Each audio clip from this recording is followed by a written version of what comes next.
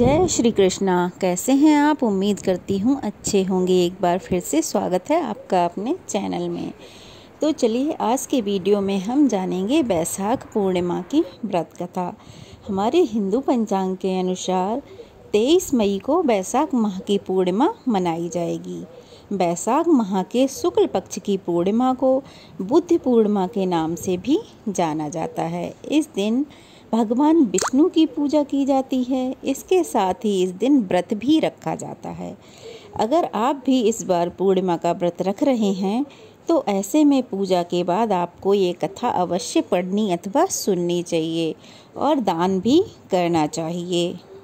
तो चलिए बिना देरी किए हुए कथा शुरू करते हैं। एक बार द्वापर युग के समय माता यशोदा भगवान श्री कृष्ण से पूछती हैं कि आप संसार के पालन करता हो, मुझे ऐसा कोई उपाय बताओ जिससे मृत्यु लोक में किसी भी स्त्री को विधवा होने का भय ना हो और ना ही उसे निसंतान होने का दुख हो। तब भगवान श्री कृष्ण ने अपनी माँ से कहा कि मैं आपको ऐसे व्रत के बारे में विस्तार पूर्वक बतलाता हूँ। सौभाग्य प्राप्ति के लिए हर महिला को 32 पूर्णमासी तक इस पावन व्रत को करना चाहिए। इससे संतान और सौभाग्य दोनों की ही रक्षा होती है। कांतिका नामक नगर में राजा चंद्रहास्य राज करता था। उसके नगर में एक धनेश्वर नामक ब्राह्मण भी था। वह अपनी पत्नी सुशीला के साथ रहता था। इनके घर में किसी भी प्रकार के धन संपत्ति की कोई कमी नहीं थी, लेकिन ब्राह्मण को कोई संतान नहीं थी, जिसके कारण दोनों पति पत्नी बहुत दुखी रहा करते थे। एक बार उस नगर में एक साधु आए जो सभी घरों से भिक्षा मांग रहे थे।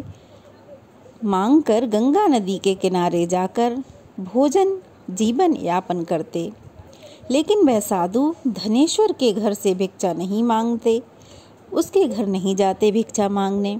यह देखकर सुशीला और धनेश्वर बहुत दुखी हुआ करते थे कि ये मेरे घर भिक्षा मांगने क्यों नहीं आते।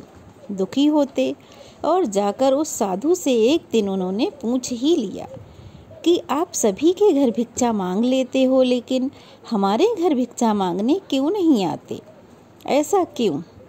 तो साधु महाराज ने कहा।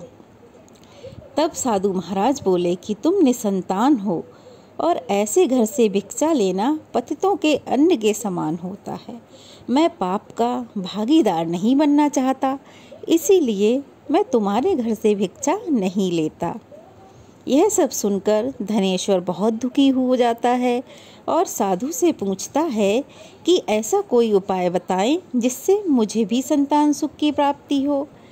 तब साधु ने उस दंपत्ति को 16 दिन तक माँ चंडी की पूजा की सलाह दी, जिसके बाद धनेश्वर और उसकी पत्नी ने ऐसा ही किया, माता चंडी की पूजा की।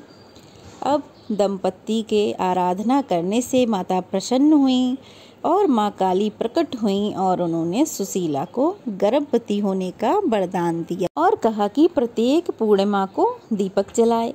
ऐसे ही सभी पूर्णिमा को दीपक की संख्या बढ़ाती जाना जब तक 32 दीपक न हो जाएं। माता के आशीर्वाद के फल स्वरूप सुशीला गर्भवती हुई। काली माता के कहे अनुसार वह दीपक जलाती रही। माँ काली की कृपा हुई और आशीर्वाद से दंपत्ति के घर में एक पुत्र ने जन्म लिया, जिसका नाम धनेश्वर और सुशीला ने देवदास रखा।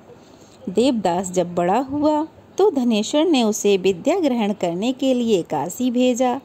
काशी में देवदास के साथ एक दुर्घटना घटी, जिसके कारण धोखे से देवदास का विवाह हो गया। जब देवदास ने बताया कि वह अल्प आयु है, फिर भी उसका विवाह जबरदस्ती करा दिया गया। कुछ समय बाद जब काल देवदास के प्राण लेने आया तो काल देवदास का प्राण नहीं ले पाया।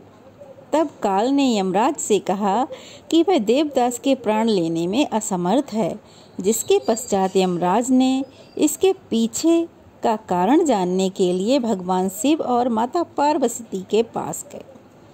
तब माता पार्वती ने माता काली के वरदान के वृतांत को सुनाया और कहा कि ब्राह्मण दंपत्ति ने पूर्णिमा का व्रत रखा था, इसीलिए काल देवदास का कुछ नहीं बिगाड़ पाया। तब से ही कहा जाता है कि पूर्णिमा के दिन व्रत करने से काल से मुक्ति मिलती है और भगवान सभी मनोकामनाएं पूर्ण करते हैं।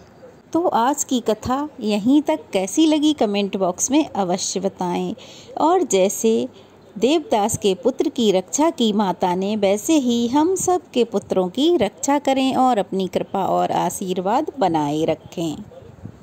तो चलिए फिर मिलते हैं। अगर प्लीज़ नए हैं तो चैनल को सब्सक्राइब कर लीजिए, वीडियो को लाइक और शेयर कर दीजिए, अपना ज़्यादा से ज़्यादा प्यार दीजिए। फिर मिलते हैं, तब तक के लिए जय श्री कृष्णा।